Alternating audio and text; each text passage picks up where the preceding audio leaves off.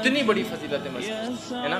اسی طرح جو ہے نبی اکرم صلی اللہ علیہ وسلم فرماتے ہیں عمرو بن عاص رضی اللہ عنہ یہ ایمان قبول کرنے آئے نبی اکرم صلی اللہ علیہ وسلم کے پاس، اور ایمان جب قبول کرنے آئے، یہ مسلم کی روایت ہے، جب ایمان قبول کرنے آئے تو اپنا سیدھا ہاتھ دیا اور کہا اللہ کے رسول صلی اللہ علیہ وسلم اپنا سیدھا ہاتھ بڑھائیے.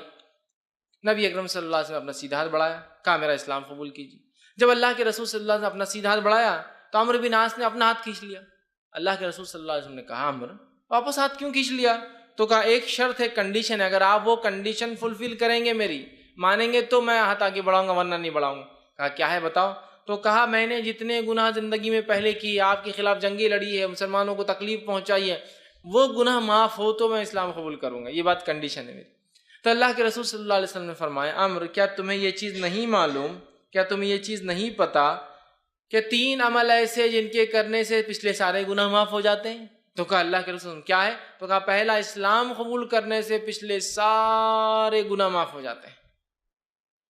اسلام قبول کرنے سے پچھلے سارے گناہ معاف کرتے. کسی کو اگر پشچاتاپ ہو، واقعی میں اس نے گناہ کیا ہو، معافی چاہتا ہو، اسلام قبول کر لیں، سارے گناہ معاف ہو جاتے ہیں. دوسرا فرمایا جو اللہ کی راہ میں ہجرت کرتا ہے سارے گناہ پچھلے معاف ہو جاتے ہیں. اور تیسرا فرمایا جو ہے حج کرتا ہے، حج بھی گزشتہ سارے گناہوں کو معاف کر دیتا ہے. 3 عمل ایسے ہیں جو پچھلے سارے گناہ معاف کروا دیتے ہیں. ایک اسلام قبول کرنا، دوسرا جو ہے ہجرت کرنا اللہ کے راہ میں. ہجرت سمجھتے نا، ہجرت کا معنی سفر نہیں کہ ادھر سے نکلے ادھر چلے گئے. ہجرت کا معنی جس بستی میں آپ کو اسلام پر عمل نہ کرنے دیا جائے، اس کی وجہ سے آپ اپنی بستی گھر بار چھوڑ کر دوسرے شہر میں جا وہاں رہے اسلام کے لیے، وہ ہوتا ہے ہجرت. ہجرت کرنے سے سارے پچھلے گناہ معاف ہو جاتے ہیں. اور تیسرا حج کرنے سے سارے پچھلے گناہ معاف ہو جاتے ہیں. لیکن اس کا ہرگز ہرگز ہرگز یہ بھونڈا اور گھنونا معنی نہیں ہے کہ ہم گناہ کریں اور گناہ کرنے کے بعد حج کو چلے جائیں.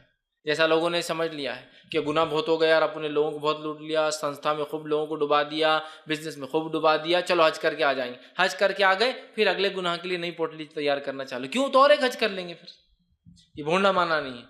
اگر کوئی آپ کو ربڑ دے اس لیے کہ اگر غلطی ہو جائے تو مٹا لو، اس کا ہرگز معنی نہیں کہ آپ جو اسکریچز پہلے مارے پین سے خراب کرے اور پھر مٹاتے بیٹھے، ہے نا.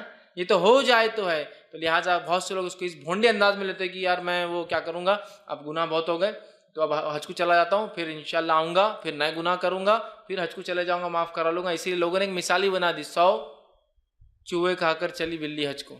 کیونکہ ہمارے غلط اعمالیوں سے یہ ہوتا ہے، ہماری بدعمالیوں سے، برے کاموں سے لوگ اسلام کو بدنام کر دیتے ہیں. بہت سی بار رمضان بھی آتے ہیں اور گزرنے ختم ہونے آتا ہے تو بہت سارے لوگ کیا کرتے ہیں، جس نے ادھار دے رکھا مسلمان غیر مسلم، دوسرے کو فون کر کے بولتے جلدی پیسے لے لو مسلمان سے. کیوں؟ رمضان کے بعد یہ سچ نہیں بولیں گا، رمضان کے بعد یہ دھوکہ دینے والا ہے، رمضان کے بعد وعدہ خلافی کریں گا. رمضان میں نہیں کرتا ہے. ہم نے بدنام کیا اسلام کو، ہم نے بدنام کیا، یاد رکھیے. بہرحال تو یہاں دیکھیے 3 عمل ایسے جن کے کرنے سے سارے گناہ پچھلے معاف ہو جاتے ہیں. اس میں ایک کیا ہے؟ حج کرنے سے پچھلے سارے گناہ اللہ تعالیٰ معاف کرتا ہے. یہ اس کی فضیلت.